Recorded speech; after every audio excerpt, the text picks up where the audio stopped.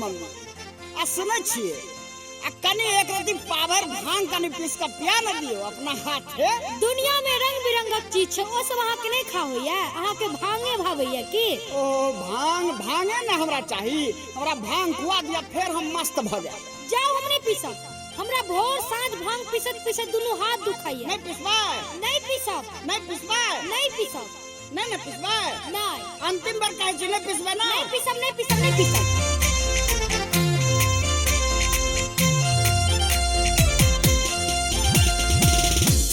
एखन अपने सब सुनि रहल छी एपी प्रोडक्शन के प्रस्तुति।